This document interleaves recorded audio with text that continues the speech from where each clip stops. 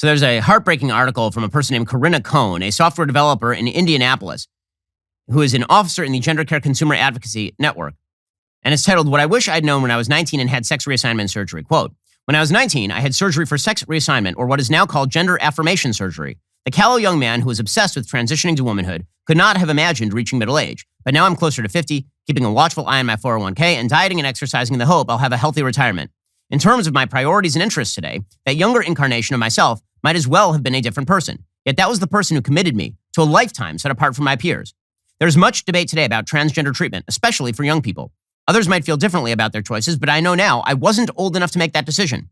Given the strong cultural forces today casting a benign light on these matters, I thought it might be helpful for young people and their parents to hear what I wish I had known.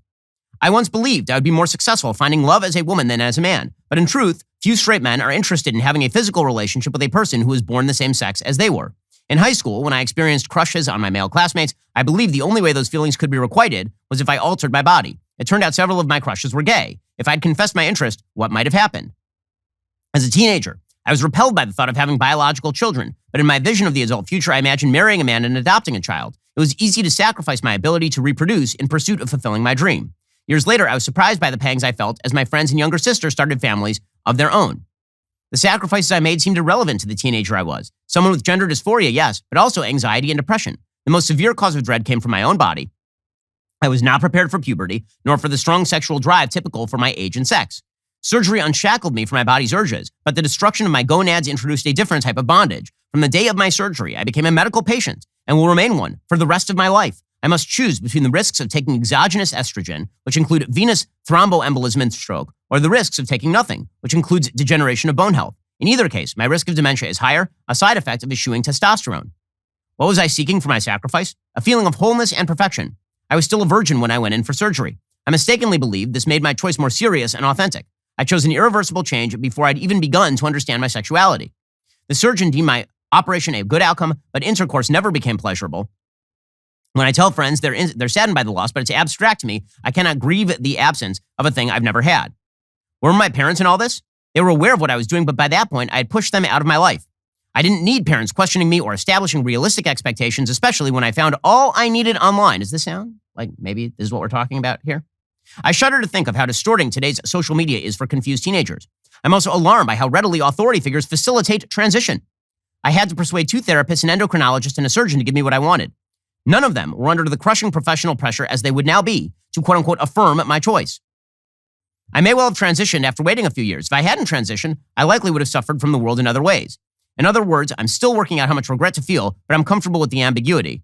What advice would I pass on to young people? Learning to fit in your body is a common struggle. Fad diets, body-shaping clothing, cosmetic surgery are all signs that countless millions of people, at some point, have a hard time accepting their own reflection. The prospect of sex can be intimidating, but sex is essential in healthy relationships. Give it a chance before permanently altering your body. Most of all, slow down.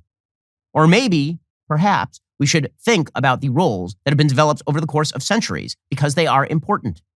Maybe it turns out that the source of all wisdom is not your bizarre new notions of how society ought to work and how biology ought not count.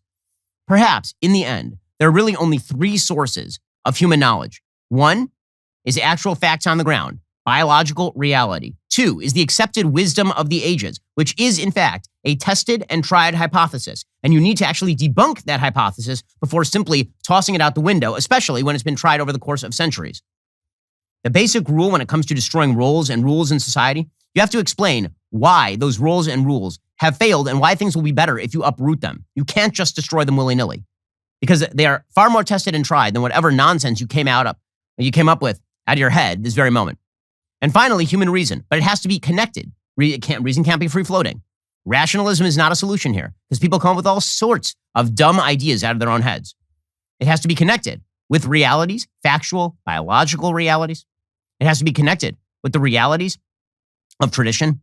And then you can make incremental changes if you are engaged in that ongoing dialectic process, that conversation between reason and biology and accepted tradition and wisdom.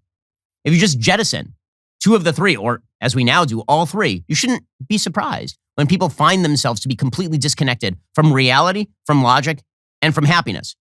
None of that should be a shock. And of course, all this is exacerbated again by a social media climate that celebrates you the more that you violate the rules.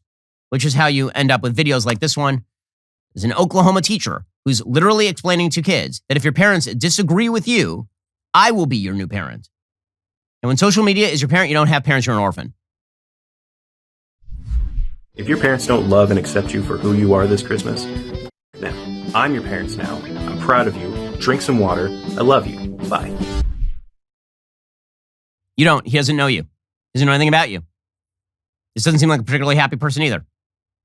But again, destroying rules. This is what the progressive left lives for. And as they win, and as that message is spread via social media, and as control is taken out of the hands of parents who actually care about their kids, a lot more than these morons on social media, kids are going to become less and less happy. And so who's really killing the kids?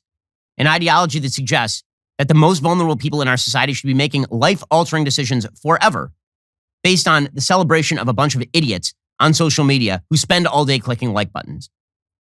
That's a great way to destroy your society, and we are definitely doing that right now. Who's got two thumbs and wants you to like and subscribe?